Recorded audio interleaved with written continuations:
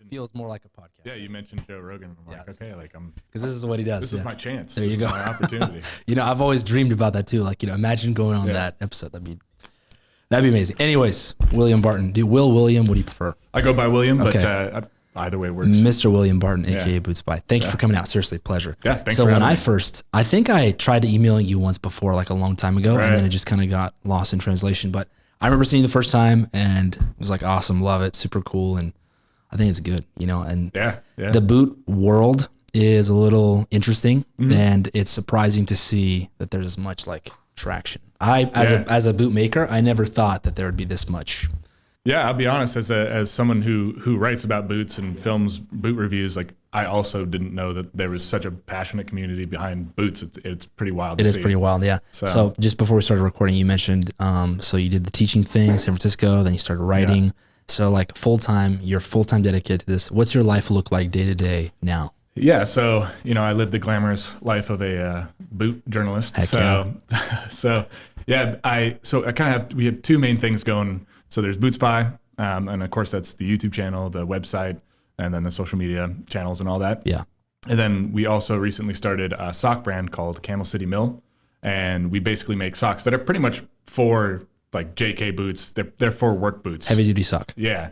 And so that's milled at a mill in North Carolina, and and just spent a lot of time because where I'm from, Winston-Salem, it's like there's tons of mills in that area. And that used to be where basically every sock in the United States is North Carolina. I mean, there's different mills elsewhere too, but that's definitely like the whole Hanes brand is from Winston-Salem. I used to live in an abandoned Hanes factory. And, so there's still a lot of cottage mills, smaller mills that are around there. So I just spent a lot of time last year going to all the mills. I took a community college class on the programming for how to make socks, which was like, what am I doing? Like, this is wild. Like when you say mill, you mean specifically dedicated to making socks? Yeah. Did they have like a loom and stuff like that like makes the sock like close? They got this like, they'd have dozens of these machines, but they have all these little needles in a circle. I don't know if they're needles or what they are, but it's like this, I don't know. It's like this weird contraption. Let's say needles. It looks like the Sarlacc pit in Star Wars. Okay. But it's all mechanical. Okay. And so it's basically just feeds all these threads in there and just makes a sock in a tube. And you're like, whoa. Heck yeah. Yeah. So I learned the software behind some of that and then realized like, okay, I've gone too deep, and then started working with a mill there in Haw River. And we started selling in November, but we've kind of really started to gain more traction just earlier this month or in March. Now it's April. So we started to sell more socks and it's been really cool because the whole thing is we wanted to make a sock. One thing we learned through BootSpy was that a lot of people were struggling with their socks. Either they had really sweaty feet or their socks would fall down, all that stuff, or would wear them with steel toe boots. And if it was winter, their toes would get cold and stuff like that. So kind of tried to go down the list of like, all right, what is bothering people and how do we make a sock that is going to, how do we make a sock that's going to solve those problems? And so spent a bunch of time basically doing that. Figuring that out, yeah. For blue collar guys and trade workers. That's so a manufacturing company is private labeling for you. This is your brand, Camel City. You designed it kind of how you wanted it and stuff like that. That's awesome. Yeah. What's the makeup, like polyester, cotton? What is it? It's 53% merino wool. And then we use, because we looked a lot at like Darn Tough and Fox River, and I liked, got to have merino wool because that's what keeps your feet from sweating, and that's where the durability is, and that's where the comfort is. So that's, you got to have that. Darn Tough, a lot of their socks have, and they have a lot of different variety. So some of their socks have like up to 60. I think they even have one version that's like 72% merino wool, which is awesome. But one of the things about having such a high wool percentage is that you don't have the elastane, you don't have like the stretchiness, and that can cause the sock to fall down. Because like wool, if you had a 100% wool sock, it would be like wearing like a, I don't know, just like a bag. It wouldn't have no elasticity. Shape. It'd have no shape to it. So you got to have to balance that out with the you need to have some synthetic What's the fibers. other 47%?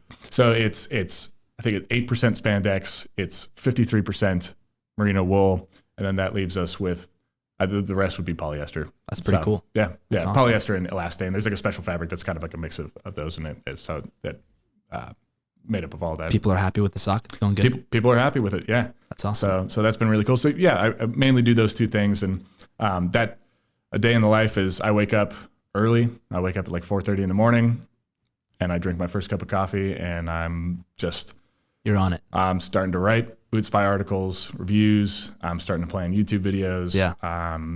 Doing maybe customer service for the sock business. Yeah. Right now I'm here in Washington. Yeah. So my pregnant wife is shipping socks out of the garage, Good so wife. It's Faithful.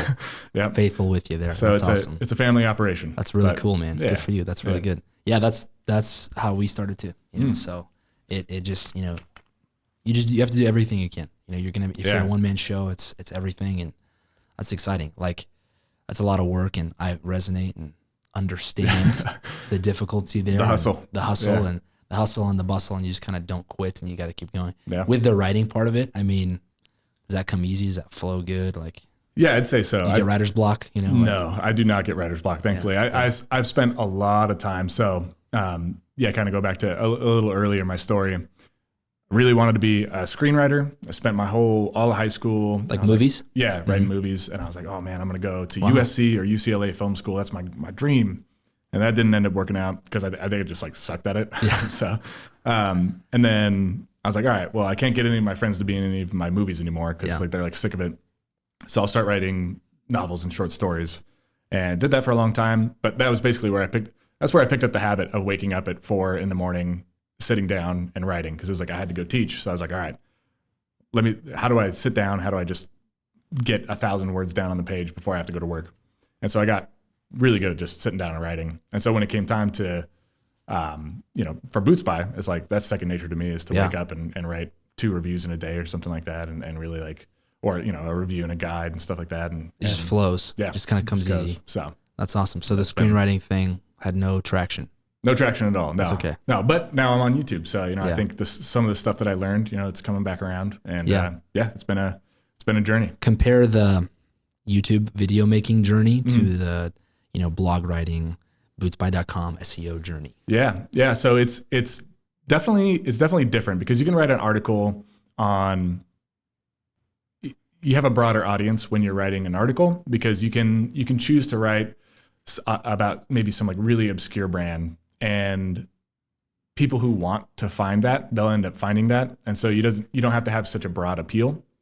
But with YouTube, when you're thinking about ideas, it's like it's almost like a different audience. So I'd say like the BootSpy YouTube audience is different than the BootSpy.com audience in a lot of ways.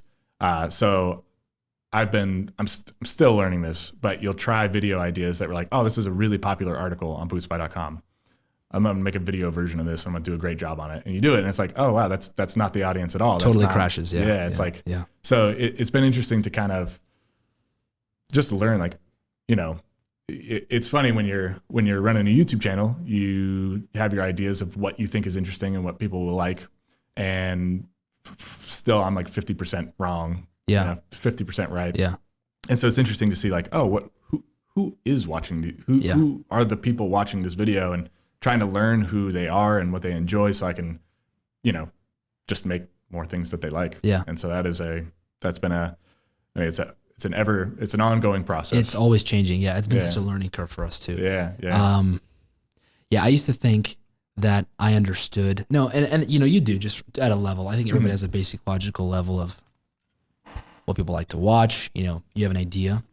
And I think that like I get just learning so much. Like sometimes I was like, man, I knew nothing. I didn't understand this at all. And like, you're just kind of learning as you go along. And the whole media, customer service, customer opinion world it's first of all, there's so much. It's huge. Yeah. And there's so many facets, and every facet has fanatics, and every fanatic group has courts of opinion and debates of opinion and stuff. Right. And so there's so much going on and so much happening. It's sometimes a challenge. I think like even for us too, like we always brainstorm like what kind of content to make.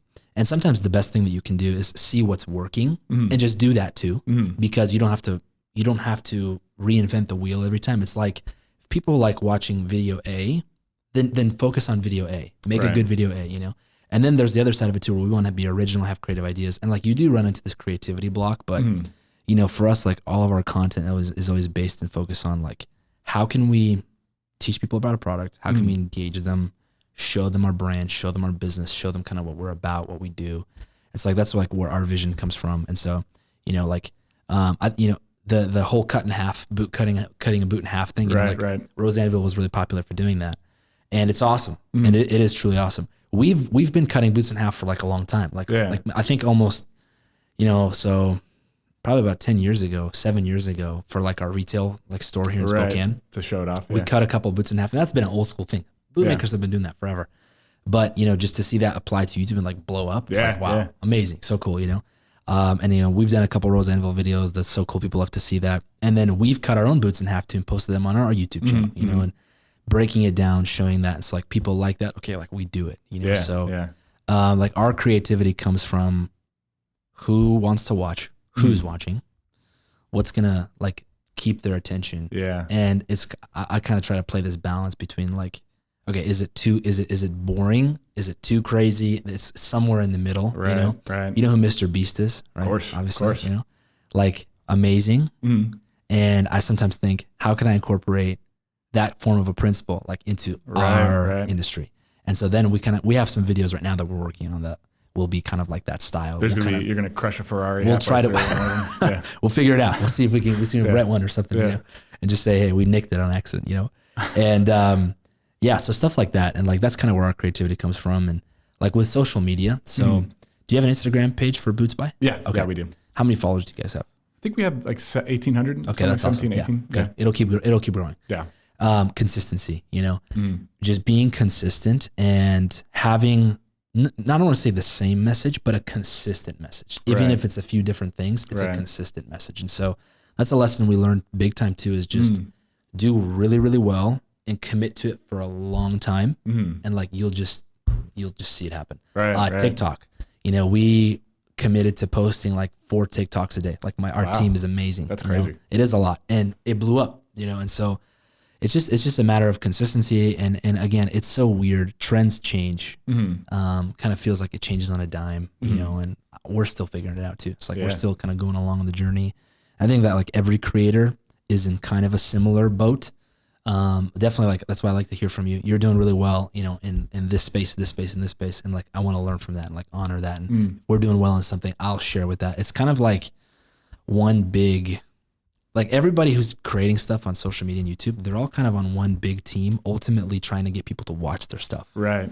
You know, and so there are principles that do work across all platforms. Yeah. You know, it's interesting. I've actually been thinking about that, like a good amount the last couple of days. Yeah. And, you know, one thing I think about YouTube, and there is some like feelings, I think there's some feelings out there of competitiveness, or like there are competing channels, but it's kind of like, I don't think that there are, at least on YouTube, there's no competition. It's like, it's almost more like colleagues. Exactly. Cause it's, you know, it's not like, you know, you're going to not watch my video and watch somebody else's video. Maybe it's the first one they watch somebody else's video. Or you're not going to stop somebody from watching somebody else's video. Right. Exactly, and it's like, no, the audience, the person who's watching YouTube on their phone, they just end up watching 14 more minutes. They just watch another 14 minutes. It's like, you know, they just, okay, this is another entertaining video. Just I want to watch consume. that. Yeah. So it's like, I think it's funny. I think with a world as small as like Boots, you know, it's a very compact, very passionate group of people. And so I think that sometimes there can be like an unwarranted feeling of competitiveness where it's like, oh man, for YouTube particularly, it's like, I feel the same way. Yeah, I'm on the same colleagues, page. Yeah. Just before you came, I was on a Zoom call with another company that's in our industry, and we were just chatting. Oh yeah. You know, and it was like very nice and it was a breath of fresh air that was like, oh, you guys are going through that too? Oh, that's interesting. How did you navigate that? Oh, well, this is, oh, well, okay. Yeah. Like, I like that. Well, so what's your background before? I mean, I know this is a family business, so I don't know if you always knew you were going to be kind of, what is your I'll tell role you, here? Absolutely. Yeah. So that's funny. A little bit of everything. Yeah. So, okay. So, growing up, so right now I'm 23. So I got into this when I was like 14, 15. Okay. So my parents started this business a long time ago. At first, they were just doing tailoring and shoe repair. Okay. So my dad was doing basic shoe repair. My mom was a seamstress from overseas. So my parents are from overseas. Okay. They came to America in 1994. And my dad was a bootmaker overseas, knew how to do everything overseas. My mom was a seamstress overseas. And so when they came to America in 1994 from the former Soviet Union, so both my parents were born in Ukraine. American dream, straight up, classic story, very awesome, amazing. I love this country. It's the greatest thing ever. And anyways, so parents started up this business. I was a kid, really small, and it was just very basic, small mom and pop shop, classic mom and pop shop style, working super hard. I mean, my mom, she's in her mid 50s now. And this is, so she was like working 5 a.m., going crazy, working hard, building this thing up. Plus we were in a bad financial situation at that time because just, there was like the economical crisis and just not good. Also it's hard to start a business. You need money to start a business, and I remember they were like buying stuff for their first shop on like a credit card because like they didn't like have a lot of cash. And I'm the youngest one out of four. And so I just remember that season so well. And there was even a period of time. So me and my brother Will, so who I work with now, we're together. We're closer in age, and so there was a season where we were like gonna move, and like we sold a bunch of our furniture, and then we something changed, big deal, like economic stuff, and then we couldn't move, so we had to stay. And we sold our beds, and so I remember like sleeping on like air mattresses for like 2 years. Wow. Just funny, just stuff like that. Anyways, so as my parents start this business. Starts to grow little by little, more shoe repair, more tailoring. And shoe repair is nice because it's a skill thing. And, it can be profitable. Certain things are terrible, cause you got people who bring you stuff like, hey, like my loop ripped, can you please like sew this up? And it's like so annoying and it's cheap Dermantine material and you charge them $10 for it and they're like, $10? Can't you just go back there and go and like be done? So stuff like that. Yeah. Most customers though are super awesome, super nice, super good. We did a ton of cowboy boot resoles and, women's high heels, protect sole stuff and all that kind of stuff for years. My mom was doing hemming pants, zippers, jackets, all that stuff. So, but my dad always had a dream to start a boot business with his sons. Oh, okay. So that was his dream for a long time. So as things are getting better, a little bit better, we're kind of getting out of debt, started to kind of make some better income. He starts just like machine here, machine there, equipment here. There's a lot of opposition, especially from like competition, to the point where, and then some competition helped, and that was like, that's an amazing miracle story in and of itself. But there's like a million miracles in that journey where just God totally was involved and just so much favor, like the God's favor, just over us. And that's just the Lord. But anyways, a million miracles in between beginning to then. And then as my older brother, Will, was like 16, he started 15, he started getting involved, doing shoe repair, and then building like he built our first website, jkboots.com through Weebly. I don't know if you know what Weebly is. Yeah. Like old school, like the most like, just cheap. Yeah. I think it was the free version and, it's made for like selling like hats or something. One SKU, one color, one price, and we're trying to do this super custom product through it and everything. And Will is amazing and he made it work. And we started making little bit boots. Like customer would come in for shoe repair. He sees that on the wall, we've got some boots that say JK Boots. Ask about what that is. Oh, interesting. Come back later, order a pair. I remember like we would get like 2-3 orders a month and we're like, oh my God, this is amazing. Yeah. Like somebody just spent 400, I think at the time they were $400, $400 on a pair of boots. Oh my gosh, this is unbelievable. And then we had 5 orders in a month and then 6. Yeah. And then, oh my gosh, 10. And we're like, what? This is insane. Yeah. And then I was like 15 or 16. So Will's, 3 or 4 years older than me, 3.5 years older than me. So when I was like 15, first of all, I love my dad a lot, very much, love my family. And whatever it is that they were doing, I just wanted to be a part of it. We could have been carpenters or mechanics or whatever. I just wanted to be with my family. And this is just happened to be what we were doing. Honestly, at first I was not passionate about it. I wanted to do other things.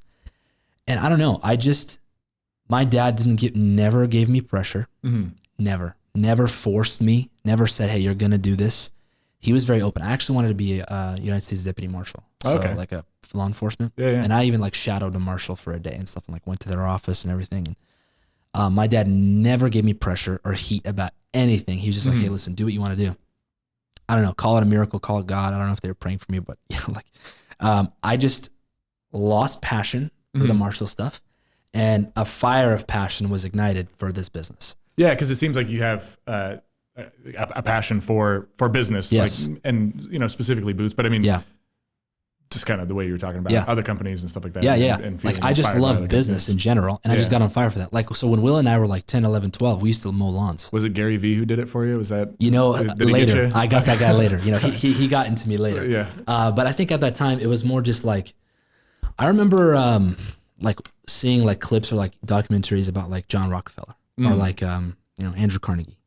I have this memory of some movie scene about a guy with a tie and a briefcase and on the phone, and he's like making deals. I don't even remember what movie it was, and I just remember thinking that's cool. Yeah. Yeah. So anyways, just like business. And then so like when I was like 15, got involved. I started the Instagram page February 2nd, 2016. I just remember that date very well. Today we have 167,000 followers. Nice. On Instagram, So I just remember that really well. I was running the Instagram. I was taking pictures with my phone. I had like a Samsung Galaxy.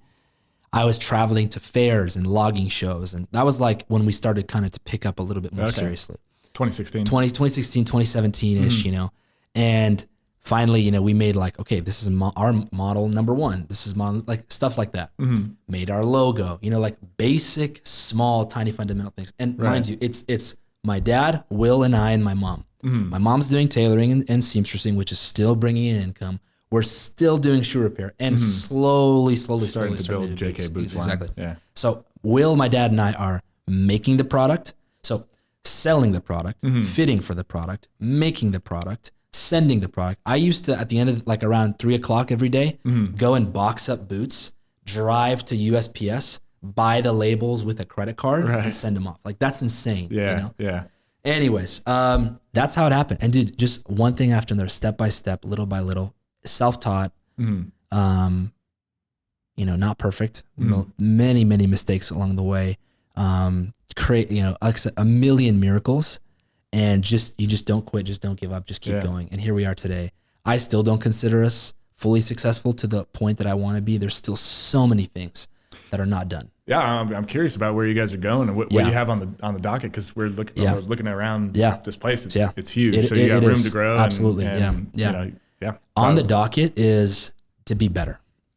So I don't know if I have like a number in mind. I don't think I have a number in mind. I don't think I even have, like we made 1,000 pair of boots the quarter or something like that. Like I don't even like think about that. I think more about like reputation and is the machine flowing? It's fun to talk to you about that because it's, that's definitely something I think about a lot too. And as we're building our company as well, and how we're doing that and thinking about how to do that in the best possible way. So it's definitely something I think a lot about.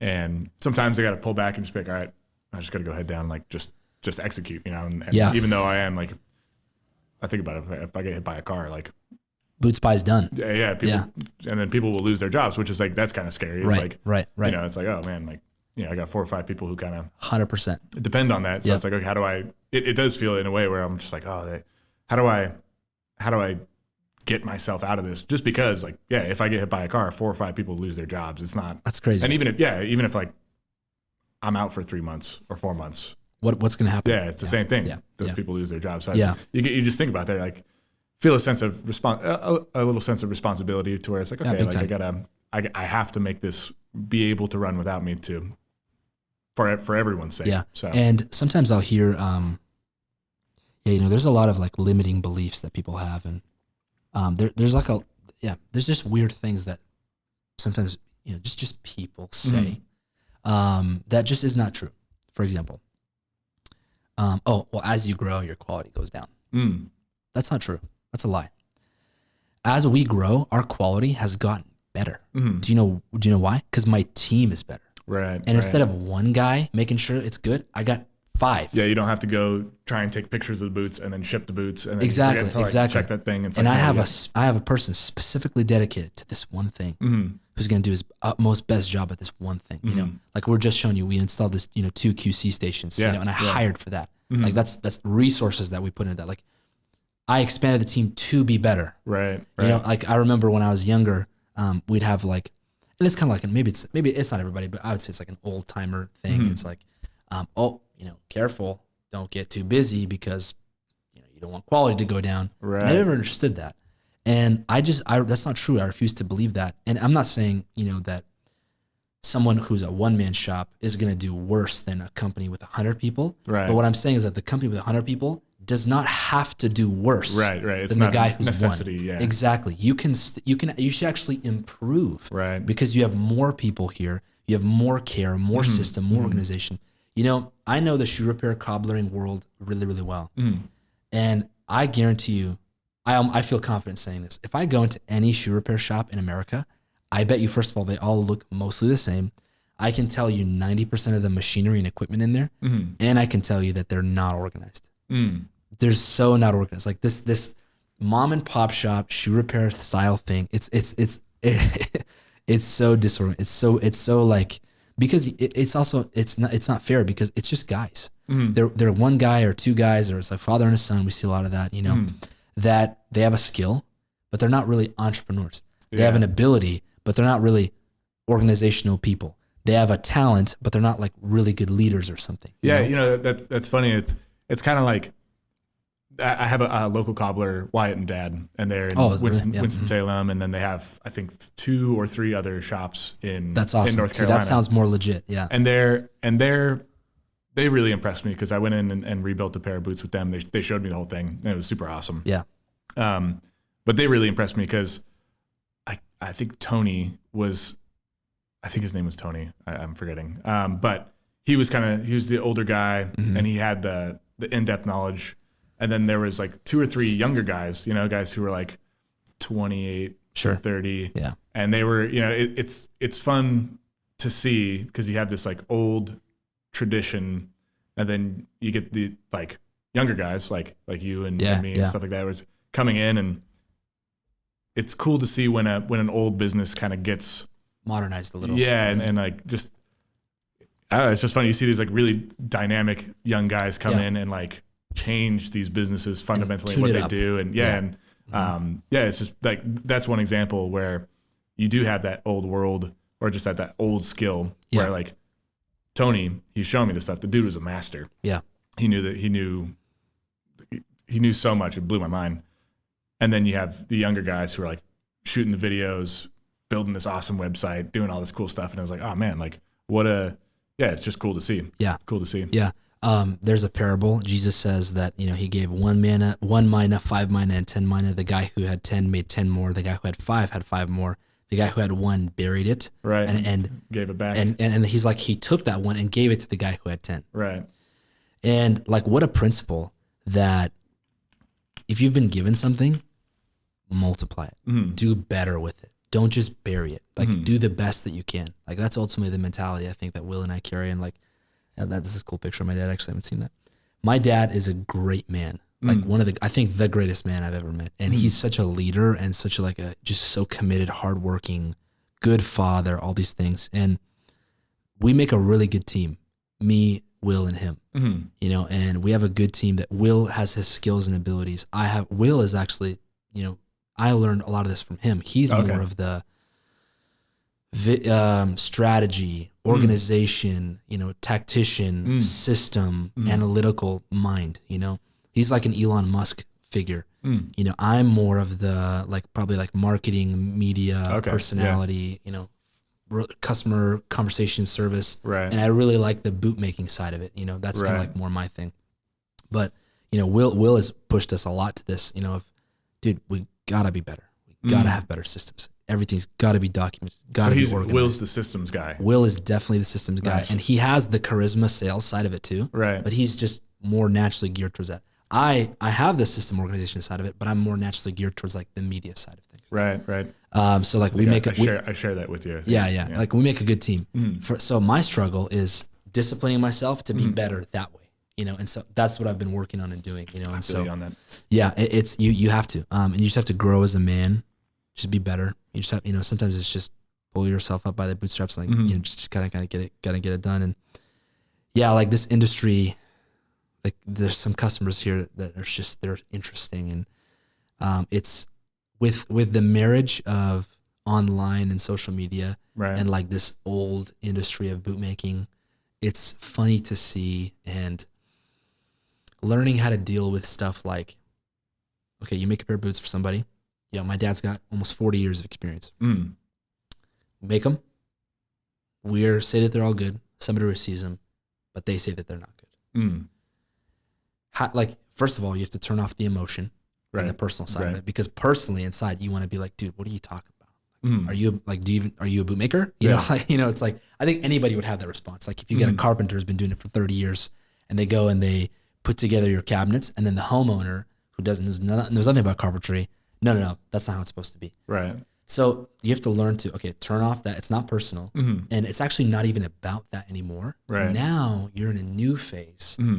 You're got a business and you got to have customer service where the focus is making people happy. Right. It's not even about being right. Right. Because in a court of law, in technicalities, I'm right. I can prove it, write it out, draw, show, but that doesn't matter. It's not that it doesn't matter. It's not important. Right. What's important is, it's not the question being asked. Exactly. Yeah. The question being asked is, I'm unhappy. Make me happy, Make please. me happy, you know? And so that was a transitional phase, I think, for us too, learning that, you know, figuring that out. And instead of like trying to correct you, I will not do that. You know what, sir? You're my customer. You're unhappy. Okay, let's make you happy. Yeah. What are we gonna do? You know, so that was hard too. Figuring that out, learning that. Absolutely. I think probably there's similar stuff in the viewer side of things as well. Yeah, I think at times, yeah. You know, and there's haters out there too that you shouldn't listen to. Right. You know, but there is constructive criticism and good feedback, and then just in general, just good customer service. You know, have good viewer service. You know, give the people what they want. Yeah. That's ultimately kind of what we're about. Because all said and done, we're making these products for people. Ford makes trucks for people. You know, they don't make it for the sake of making a truck. You know, a guitar maker, you know, Taylor and Martin don't make guitars just to make guitars. They make guitars for people, you know? And so, yeah, just kind of learning that, shifting that mentality. But overall, you know, 30,000 foot view, praise the Lord, we're doing super well. We're growing. We're super dug in. We're super focused on just getting sharper and getting better. And the media side of it is a big thing too. That's why I reached out to you, because I liked what you're doing. You know, the podcast thing, absolutely, yeah. The podcast thing is a big side of it too. You know, we want more awareness, more transparency, more media stuff, you know, and gotta run with it. Yeah. So that's kind of like where I'm at, like where my head's been. So I guess to answer your question when we first started, that's how I got into it. Right. I don't have a business degree. I don't have a marketing degree. I don't have a accounting or finance degree. I've never worked a job before. Ever. Okay. Actually not true. I worked for Will, my brother. I was mowing lawns when I was 10. Okay. He paid me $20 one time. So I got $20 one time. So that was my first job. And, so he was 14, I was 11, and we had an old 1999 GMC Sierra pickup truck. He didn't have his driver's license, and we used to push our mowers around the neighborhood, and we got tired of that. And we asked our Dad, can we use the truck? Yeah.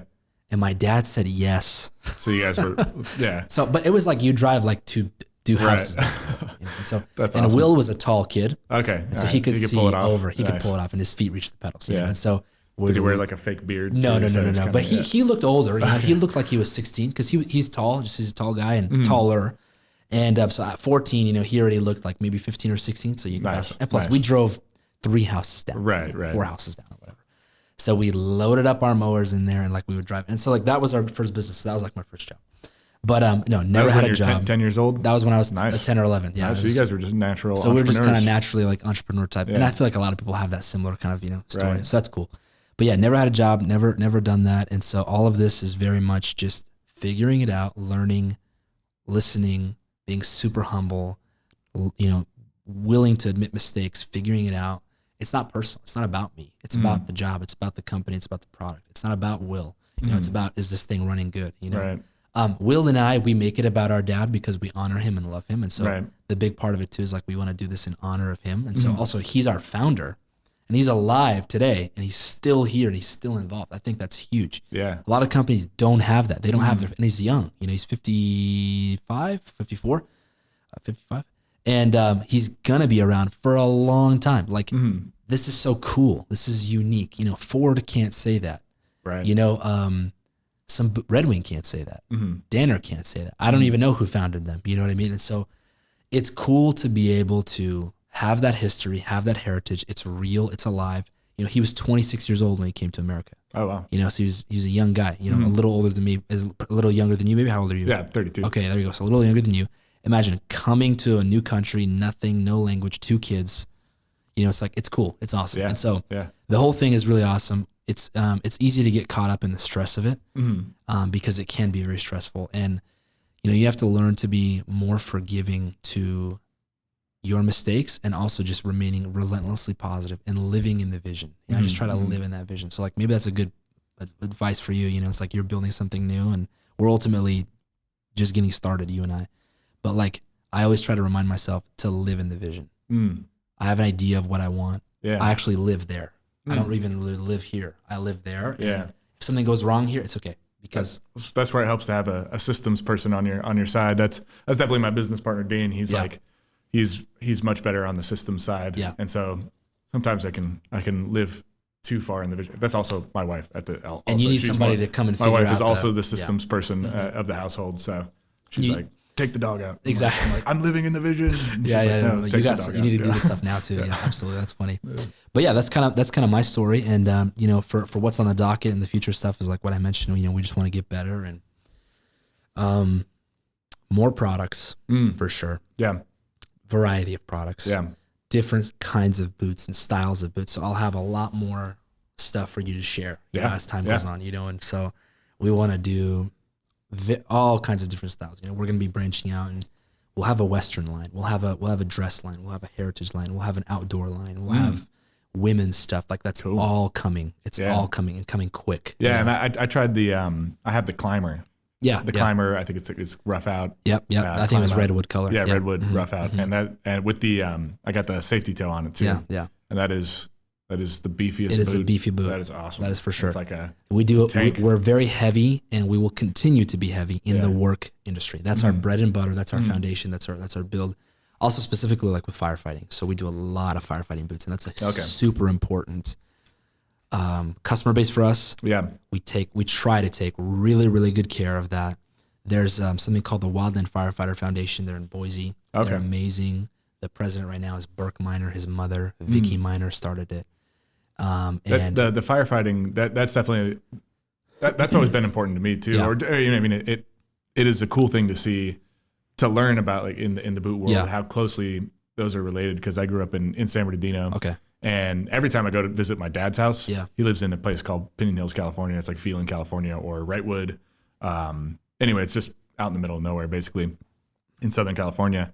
And every time I go to his house, there's like a fire. There's a huge fire, like 4 blocks up the road. And it's like, hey, Dad. Like now I'm in North Carolina. I'm like, it rains out here, and it's not always on fire. Like every time I come here, it's crazy. So that's happening. Yeah, that's crazy. It's just, you know, the idea of, it's something I never thought about, but like a firefighter needs great boots because they're like walking up the sides of mountains, for cutting trees weeks down. At a time. And you're just out there it's wild. Yeah, it is wild. And that's a huge customer base for us, and will continue to be, you know, and we're never gonna not have that be a focus for us.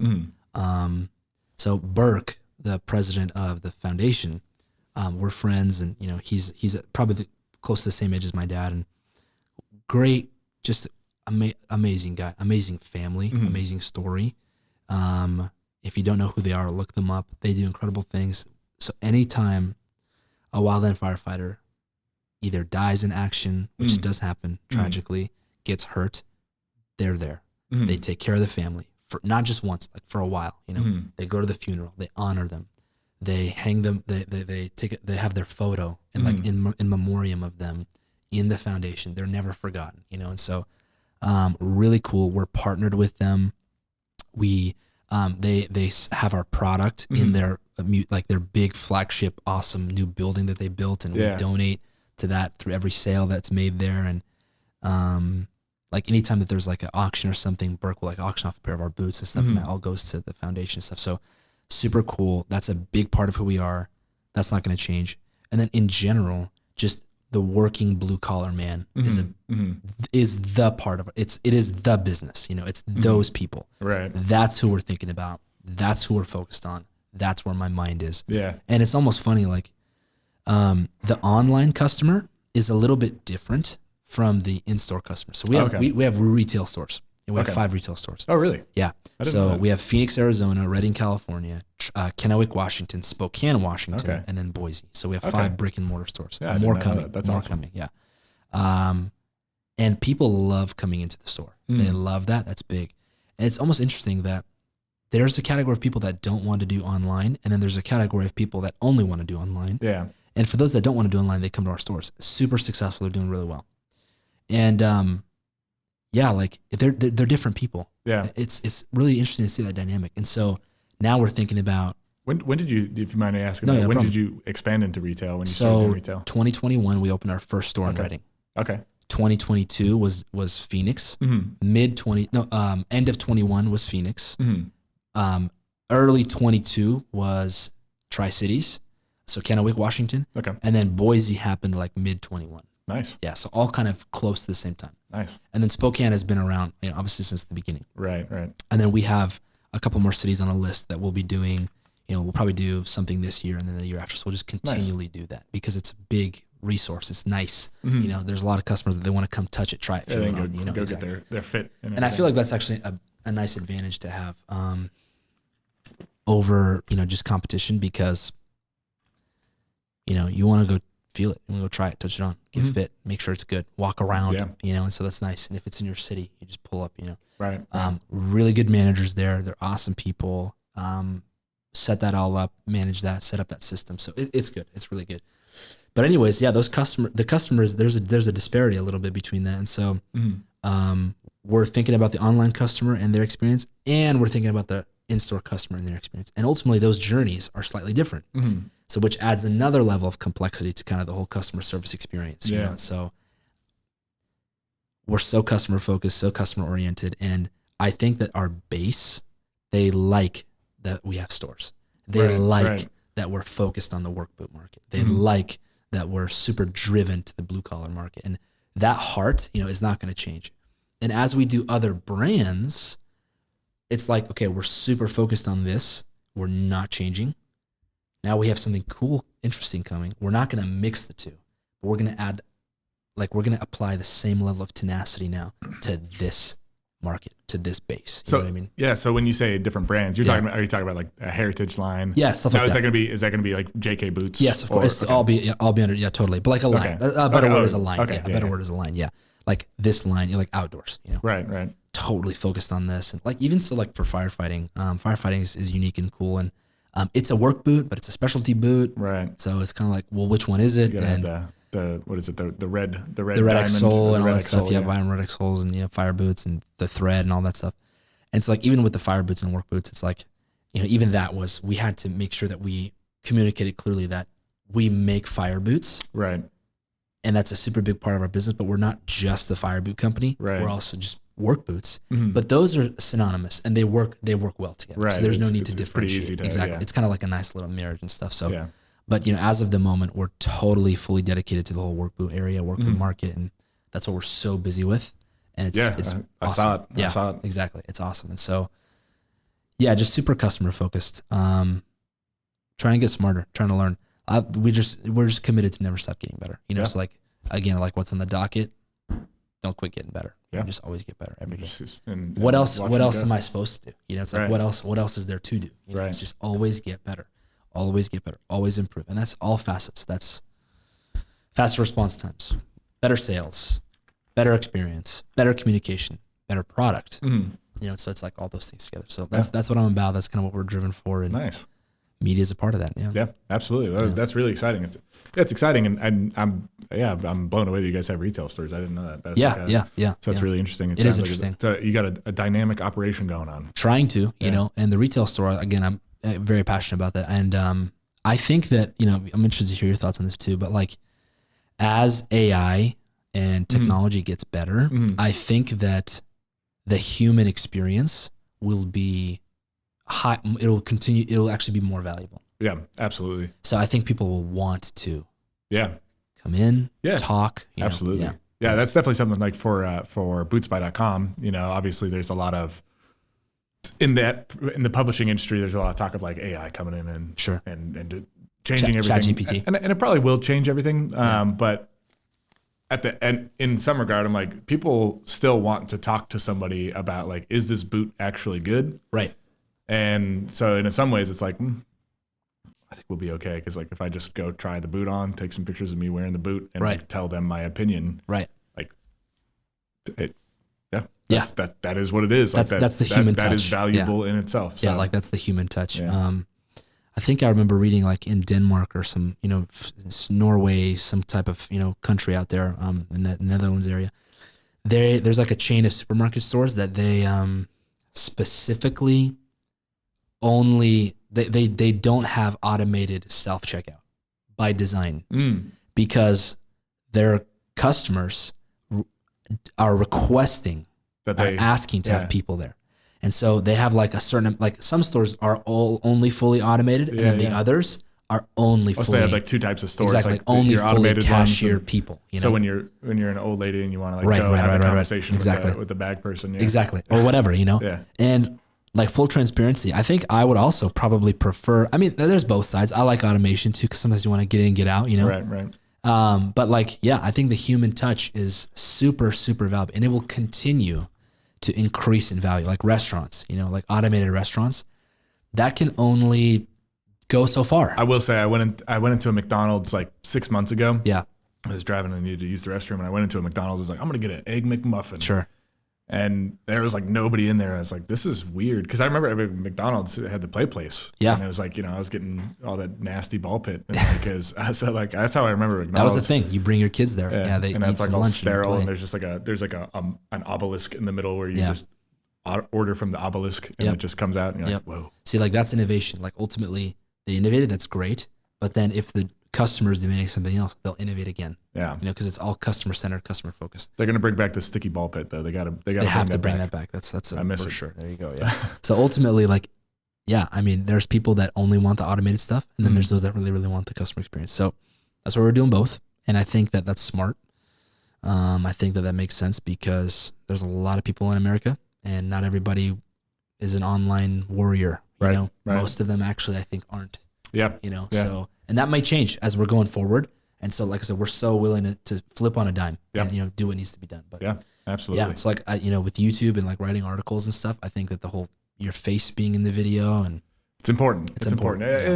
It means a lot to people because there's also, I mean, there's so much publishing out there that's like genuinely terrible. And that's part of and this is just random people just doing just random AI articles and throwing them up there. And I think for particularly like in the, around boots at early sites, there's a lot of just, you could tell that the person has never worn a pair of boots. They never did anything about it. And, and that's not just boots. I mean, that's every industry. That was just like the online publishing industry, the affiliate industry. That was broad. So yeah, it's cool to be part of publishers who care, like Stridewise, me, Stitch Down is another great example. Yeah, of like people who care, and then they build. We have our own audiences, and there's a bit of the psychographic element where it's like, oh, I like how this person presents, and I like how that person presents. So what's on your docket? The socks have been that's been a big kind of a surprise for us. So going to keep pushing that and keep going in that direction, and kind of like what you were saying, like innovate the product and see how we can make it better and better, and just get the word out more. And then for BootSpy, we're really kind of focusing in on. So we're starting a newsletter. We have a newsletter coming out that's all about heritage fashion. So we want to cater to that audience and grow that, where we're basically more the fashionable side of things. So we're working on that. And then we're just continuing to put out more articles and keeping, I'm trying to bring on more writers, trying to bring on different perspectives and grow that article base to be broader, so we can just we really want to be like the go-to resource where we get a lot of people searching on Google and they find us. But we're really working on being where like people just want to come back and see what we have. I think Stitch Down does an amazing job of like, they have their community. They have, when they write an article, people go to their website, they type in stitchdown.com and they read it, you know? And that's something that I admire. And like, I think that's where we want to go, is getting to the point where people want to know, like, you know, go to the website directly, basically. And that just, it's like a quality indicator, basically, is how I think about that. So really just boosting the quality of everything we do, both in videos, articles, originality of like researching the topics and like kind of crafting our own stories, you know? So doing stories that are more like, hey, let's tell this story. You know, I have a dream. I want to go to like Indonesia and do an Indonesian bootmaker video and cool. Check them all out and write an article on it. I don't think I'm going to end up doing that anytime soon because I'm about to have a baby. So I'm like, all right, that's not going to happen. But congratulations, by the way. Thank you. Boy or girl? It's a boy. It's awesome. It's a boy, yeah. You got a name? Yeah, his name is going to be Asher. Nice. So it's blessed by that's the Lord. Awesome. So that's blessed really and good, joyous. So, love that. Yeah, that's good. So you want to be like Top Gear, but for boots. You know what Top Gear is? Yeah, it's the car show. Yeah. If we could be that way, that would be awesome. That would be cool. awesome. I like that. Just trying to, it's hard. It's hard being kind of doing a lot of the writing and the video myself too. It's like, I need some help, you know? Team. So, just need a team. Yeah. You just need a team. And systems, there's an old saying, systems get you systems get you millions, people get you billions. That's like an old like Carnegie thing. Okay. Yeah. I think it's true. You know, I mean, ultimately, I see that when I bring on awesome people that are awesome and that, like I said, they're gold, you know, everybody, golden people, good people want to do good things. They want to do better. They want to build. They want to be a part of something. And so I think that's my job, to give that place and give that vision and allow people to be great. Like, I think I challenge my team a lot in all facets to like, go do something. Like, I back you. Like, go do something awesome. Yeah. You know what I mean? And I don't want to micromanage. I don't want to like nitpick. I don't want to like, I'm worried about people doing the good stuff though. You know, like for example, like with you know, even like production is a big one. That's obvious. You know, we're super training, like super on top of that. Do I sometimes like, you know, worry, like lose a little bit of sleep at night if, you know, our production is perfect? Yeah. You know, but ultimately I trust our foremen, I trust our supervisors, I trust the key leaders. They got it, and they do. Yeah. You know, so I think it's just team, man. You know, you gotta build that team. Gotta have those people, and it's just gonna take time. Rome wasn't built in a day. Yeah. So some encouragement for you. There you go. Just keep going. Yeah. You know, eventually, if you don't quit, you will succeed. Yeah. Yeah. I mean, we've been growing and having a good time too. That's awesome. So. And your wife is semi-involved? Yeah, so she's definitely involved right now that I'm out here in Washington. So she is back in North Carolina shipping out those socks right now. That's really cool, man. But yeah, so she's been helping me a lot, and and we got a nice little team. We got a nice little team that we've been piecing together over time and helping on the publishing. Do you have any connection with like any other, like, so you mentioned Stitch Down, Stridewise? Do you like communicate with them ever? Do you guys ever talk? Not really. Not really. Yeah, not to that's not too much. You know, that's something that I would like to do a little bit more. I've been very insulated, just head down, just trying to write articles focusing and like get it going. And but that's something more and more would like to do and kind of become more of in the boot community. If it hasn't happened yet, I'm sure that at some time it will. There's probably going to be somebody online who criticizes you for doing something that's already been done. Being able to do too many push-ups at once, maybe, or something. Maybe like whatever. Totally, just you got to drown that out. Yeah. You know, only listen to criticism that's constructive, or feedback that's helpful.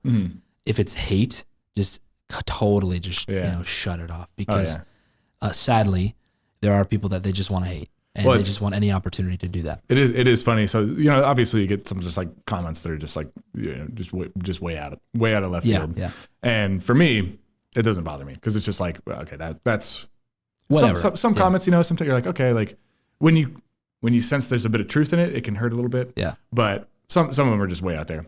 But even those ones, it's really funny because I'll like laugh at it or something, and my wife will be like, "What are you laughing at?" And then you're like, "Oh, this guy just said this thing," and she's like, "What? Yeah. How could they say this about you?" I'm like, "No, don't."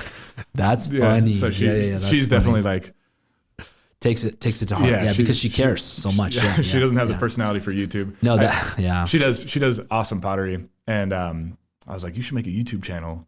She's like, "No, I don't. I can't handle that." I was like, that's wise. That's wisdom right there. Absolutely. That's something that I had to work through too, and still am, like the emotional side of it, disconnecting from that. And, like, do we make mistakes? Like, yeah, of course. But, it's about just fixing it. Right. Everybody does. But I don't know why. Gary Vee talks about this, and he takes like a funny approach. And like, he made this one reel. I sent it to my media team after I saw it. I just laughed because it felt like a release of pressure actually after I read it. He was standing in front of a dumpster and he's like, he cusses a lot, right? Yeah. But he's like, if some guy took the, and a lot of expletives in that, right? But if some guy took the time to go to your post and dog on you, that is so sad. That guy is like, do you realize how sad that is and messed up that is, that he actually took the time out of his day to spew negativity? He's like, I'm standing in front of this dumpster because Punkman 69's comments belong in there. It's like, that's garbage. And it was like funny, and he's awesome. I love Gary Vee. Yeah, he's hilarious. But like, that was almost like a little bit like of a liberating video because I think there's truth to that. And again, feedback that's constructive and criticism that's constructive. Yeah, it hurts a little bit because of the pride factor, but right. Hey, listen to it. If you made a mistake, fix it. If there's something better, do it. That's humility. It's about the job. But that's a little more rare. What's a little more common is just full out, just criticism, hate, just kind of being a bit of a jerk kind of. And it's weird. It's weird. Don't fully understand it. Don't fully wrap my head around it. Try not to just like read into that. Instead, I just turn it off. I want to spend less time on that stuff, and I want to spend more time on the stuff that matters. Yeah. Making people happy. Why would I spend time reading, bad comments when there's people who emailed me and they want to know about, hey, what kind of boots are going to be best for me? I'm a welder. Yeah. I'd rather give that guy my attention. You're awesome. Thank you. You're asking a question. I'd love to help you. And I wish I could email you back 30 seconds, Right. And so instead of getting drained and emotionally drained in time, just here in this, like, dude, that's not even constructive, bro. Like, not even, like, gross, like, ew, Hey, I have people that are like asking questions, or hey, I sent my boots in for an exchange. Haven't really heard anything. Well, just checking in. Oh my gosh, I need to be helping you out, And so I'd much rather do that. I'd much rather make videos like this. Right. I'd much rather go make our product better. Right. I'd much rather go train my team. I'd much rather go make more media and think about how to make better boots and offer more products. Like, we have a Facebook group for JK Boots. Okay, we have like almost like 5,000 people in there, and we'll put out stuff like, what do you guys want to see? Yeah, man, so much people want to see so many. Like, can we get cowboy boots? Can we get Romeos? Can we get Chelseas? Can we get internal Met guards? Can we get different kinds of insulation? Can we get this color? Yeah. Absolutely. Yes. And how ashamed am I that I wasted time dealing with crap, right? When I could have been. And you have 5,000 people here being like, this is what I want. Yeah, exactly. And they're like nice, awesome people. And they're like, hey, we love what you have. Like, just give me more, like, absolutely. I should be taking care of you. Like, that's so, that's so right. So that's like where Will and our heads are at. We don't ignore if people are upset. We address it and like fix it, make it right. And we're building out a team right now. We've built and are building a better customer service team, legit guys that are awesome, because I'm only one person. I can only do so much. Will is only one person. I can only do so much. We need more people. And, but yeah, like, I want to focus on positivity. I want to focus on growth. I want to focus on awesome, good hope, hope, joy, more of that. Also, like, not to get too biblical about it, but like, ultimately the Bible does say that the joy of the Lord is my strength. So my measure, how strong I am, depends on my measure of joy. So if I'm depressed and mad all the time, then that means I'm in weakness. Right. But if I'm joyful and hopeful and excited, that means I'm in strength. Yeah. So I have to remain in that place of joy and hope and excitement. That is when I'm strongest. Yeah. So all that other stuff is just draining. Yeah. So I wish you the same, Thanks, man. Turn off all that garbage and just focus on doing a better job.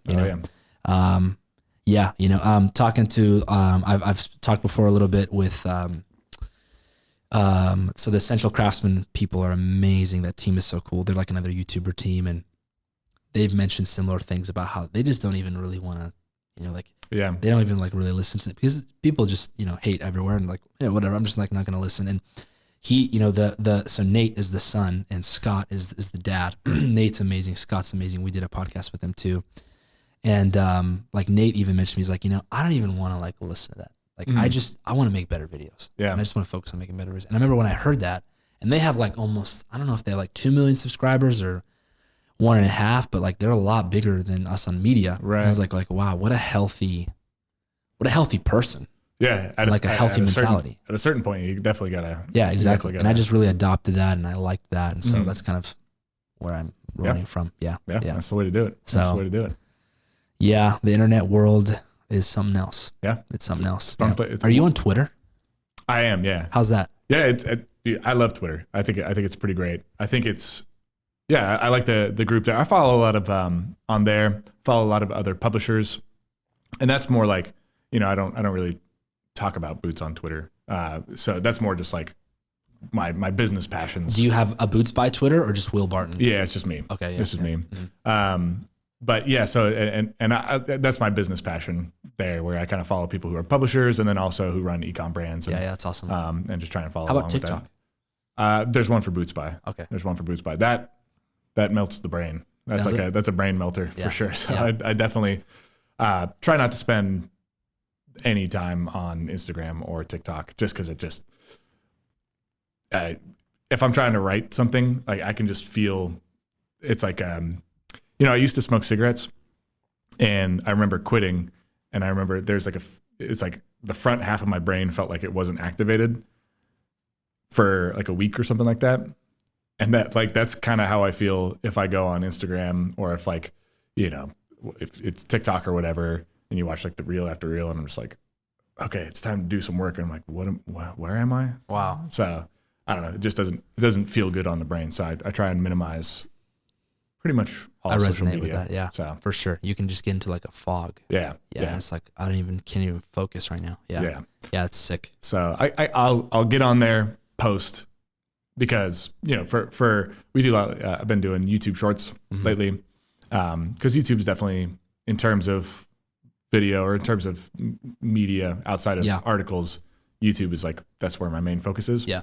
But I'll take the YouTube shorts and I'll put them on TikTok and Instagram and stuff like that. So if I'm ever on there, it's just like in and out. So I should do that too. Yeah. Are you on Reddit?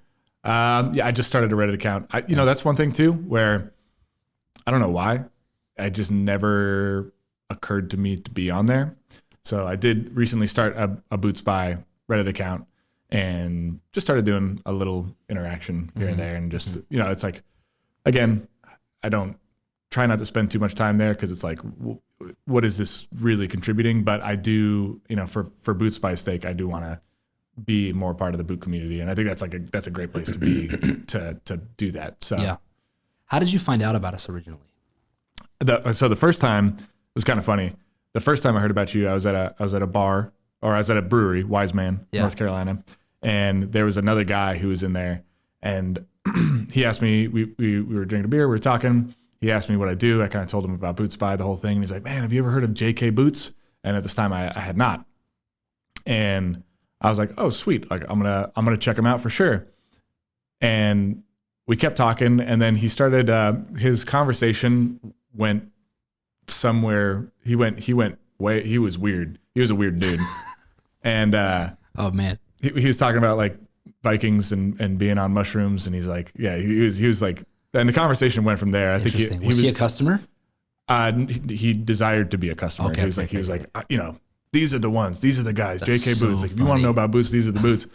And I think he was into his cups at that point too. So that's hence the Viking and all kinds of people conversation. out there, all kinds of customers out there. And so anyway, so he told me about that, and I was like, I was like, oh, my first like impression association with JK Boots was like, so okay, hot, so they're like a Viking mushrooms brand. Yeah. Okay. But anyway, but then, so that was the first That was the very first mention I had ever heard of Yeah. JK Boots. And then I started looking at you guys on, I think, an Instagram page. I started looking at the Instagram page, checking that out, and then saw you were putting out content on YouTube too. Yep. Some of the craftsmen, building the boot and the whole thing. So, Yeah. And I feel like, I don't know what the brand trajectory has been, but I feel like at least it seems to me the mentions that I've kind of heard from my perspective has been like almost like the last 6 months, seems like a huge acceleration. For sure. That's very accurate. I'd say the last like 6 to 8 months, just a lot of growth.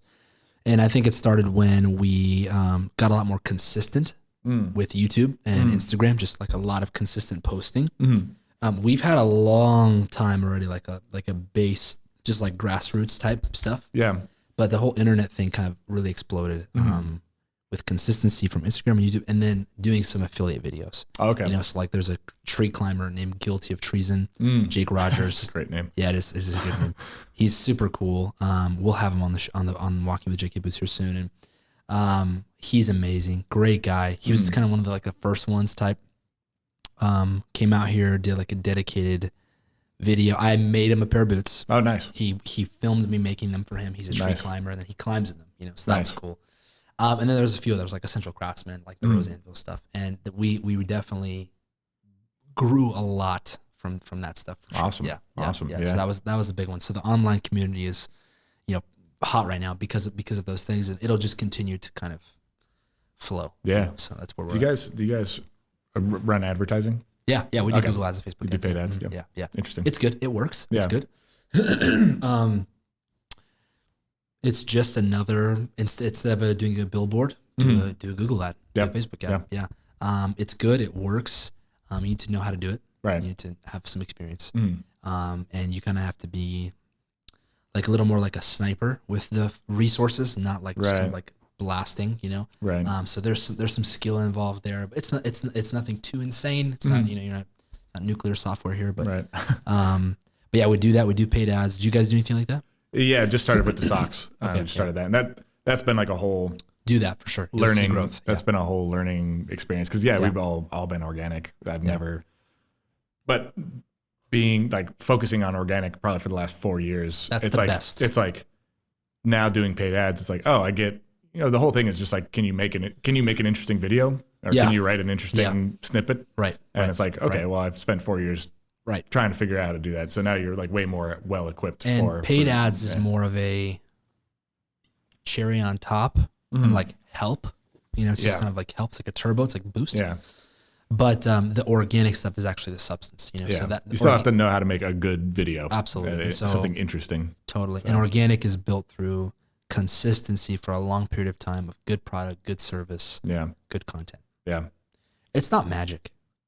It's not, there's no secrets. Yeah. Like sometimes I feel like with competitors and like, just like insecurity, weird stuff. It's like, keep everything close to the vest. Like there's no secrets.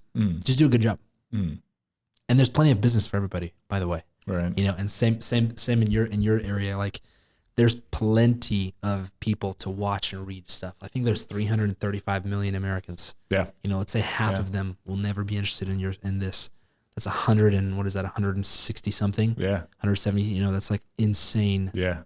That's an unbelievable amount of people. And so there's so much room to grow and learn and do and take and build. And so like, that's the kind of the mentality that I carry about that. And, that makes sense to me. We're just kind of going down every avenue. So, trying to do Instagram, trying to do Facebook, YouTube Shorts, TikTok, Reddit, Twitter, even had a Snapchat at one point, which we didn't really take too seriously. Yeah. Cause that's kind of more, I don't know, maybe personal. Yeah. TikTok thing is interesting, but it sounds like they might ban it. I don't know if you've been on top of that or not, but we'll see. Well, I still post my BootSpy videos there and if they ban it, then it'll be. Are you monetizing your YouTube videos? Yeah. How's that going? It's going well. Okay. It's going well. Did they cut it down a little bit? The monetization, the payouts and stuff, like what they used to would reward you for that. I think I've read about that. I've never really paid attention to it because that's not our focus. Our monetization's on, but YouTube is more of a like way to teach people about our product. Yeah. Also, we use it as a resource for questions. So a lot of times we'll link videos in like our email responses, which is awesome. Yeah. But yeah, I've heard that they're like cutting down on that. So I don't know the facts though. Yeah, I'm not sure about that. I haven't heard anything about that. Yeah, same thing. Like, to me, the ad revenue is kind of like, all right, sweet. Like, that's nice. It's not really the main focus. But it's more about building an audience is like, is the main. When did you start the YouTube channel? We started the YouTube channel, I think July 2020. Oh, okay. So about 3 years in. Yeah, about almost 3 years. 3 years in. Consistent growth, slow growth. Happy with your growth? Yeah. So it's been consistent growth. I think it doubles every year. And it's the first time it's October, November, December. I was like, whoa, this thing is taking off like a rocket. And then January, like this thing is plateauing like a rocket. Then and then it kind of starts to go down. I freaked out the first year. I freaked out the second year. It's happening right now where it's kind of like dipping down, and so it's diving down because it's summer, and I think people are less interested in boots in the summer and more outside and stuff. But come around October, like we've seen just this kind of slow wave going upwards too, which is great. Yeah. So, and we're doing some cool things like, our editor, he's a great guy. He's awesome. And we're, trying to do some interesting things where maybe sharing a little bit of profit from the ads with him and just to try and take care of everyone and grow a company. And like when you find someone, kind of like you said, like when you find someone who is good, you're like, okay, I want you on the team. Yeah. Like let's root you. Let's become the Avengers here. Absolutely. Like, yeah. That's what you need. You need an Avengers squad. Yeah. I think we just crossed 200,000 subscribers. Wow. Congratulations. That's awesome. That's awesome. Crazy. Definitely so awesome. So cool. And it was just, I think through consistency. Mm-hmm. It's just consistency and a lot of work. Our team is amazing. Yeah. Really, really good, hard workers, and they try really hard, and it's good. It's actually good quality content. If it wasn't good quality content, it wouldn't do well. Right. And I think also there's kind of this movement with like the how it's made stuff. Mm-hmm. People just like to watch. I like to watch it. Yeah. I like to watch just like a house getting built or like a car. So I really like the F-150 Raptor. Mm-hmm. I've watched so many videos on this truck, and like how it's made, testing it, reviews, all this stuff. And so I recognize that when someone's passionate about something, or they're just passionate about a type of content, I like trucks, just in general, people will just really, really watch that stuff. And so I think our videos do really well with that. The educational stuff also is doing well and doing better. Like I try to put out videos about, how to oil, done a lot of those, and what kind of boots to get, all that kind of stuff. So I think the educational side of it's important too. If I was you, I would do a lot of that, which you do. You do. And trying to get creative angles with like that kind of stuff. Like let's talk about like specifically how to take care of the rough out. Right. Like, ooh, nice. Yeah. Cool. Like okay. Or how do I know? Do I need a resole or a rebuild? Ooh, I'm gonna specifically talk about this thing. So getting into that detail, like I think people really like that. Yeah. And the build videos are super popular too. Yeah, so I'm learning how to, in a month here, I'm learning how to make a pair of boots. There's a guy, Samuel Schmidt. That's cool. He's in Utah, and so he does like, you can, he'll do a workshop with me, and I think we're gonna fly out to Utah, and we're gonna build a pair of boots together. So I'm excited about that because that's another thing too, where when I went to Wyatt and Dad and we resold this pair of Thursday Captains, it was like just tearing apart the boot and looking at it, and like we had this really funny moment, and in the video it's very short, but in reality it was a very long period of time where I'm trying to tack in for this resole. I'm trying to tack in, take the part of the resole, whatever you're in the heel, and you're like tacking the heel in. Okay. And I just sat there with the cobbler's hammer. I didn't understand like the physics of how it's kind of angled, and I sat there and I shot so many of these little nails right here, just poof. Yeah, that's okay. Okay. It was like 30 minutes. Yeah. I was getting really sweaty because I was like, all right, there's like 4 guys watching me. And it's embarrassing. Oh my gosh. The memory card's about to run out of footage. Like this is funny. That's funny. And they're like, all right, yep, just give it another shot. Yeah. Give it another shot. I was like, oh boy. This is no, tough, like but anything, it's repetition and practice Yeah. time. You know, like anything. That's cool that you're gonna go learn kind of how to do that. yeah, That's yeah. I'm awesome. excited about that. That's gonna. That's It should be pretty fun. Yeah. Yeah. It's unique. It's different. You have to be crafty. Not everybody, I think, has the tenacity for it. Just because like some people's hands just don't function that way. Right, You know, right. I've seen that like with hiring and training and stuff. There's just, I feel like some people have it Right. and some just don't, and that is totally fine. It's totally okay. It's totally normal. Yeah.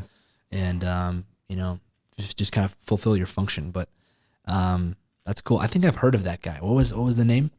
Samuel Schmidt. Samuel Schmidt on Yeah. YouTube. Yeah, I think he has a YouTube channel. Mm-hmm.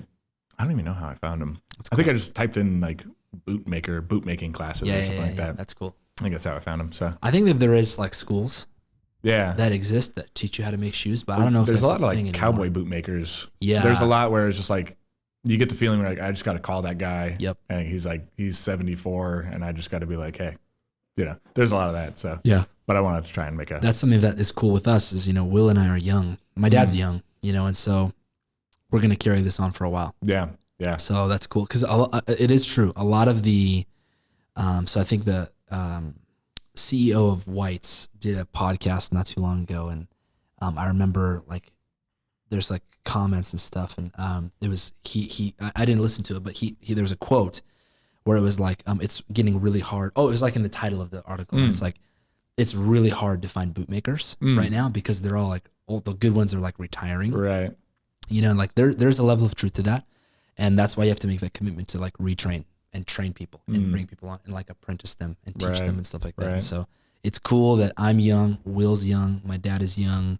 We're making that investment. We're training, we're teaching. We've got a lot of people that we're investing into and they're doing well. And we're picky about who we're gonna invest into. Right. Because somebody's gotta have kind of that X factor. You gotta have that ability to do it. So Absolutely. that's cool. That's unique. Yeah. Yeah. Cool, man. Yeah, I don't know what else there is to share or chat. How long have we been chatting? Oh, okay, that's been a minute. Good. Where are we at? We're at 2:17. Nice. Yeah, there you go. Crushed it. Good. Sweet. Thank you a lot Yeah. for this. Thanks for having me Absolutely, out here. man. This is awesome. Yeah. We'll post this up as soon as we can, and we'll probably sometime eventually run into each other again. Yeah. Probably do an update. I think so. This will be cool. Cool. Thanks again. Awesome, man. Pleasure. Thank you. Appreciate it. Appreciate it, man. Cool. I think we're good.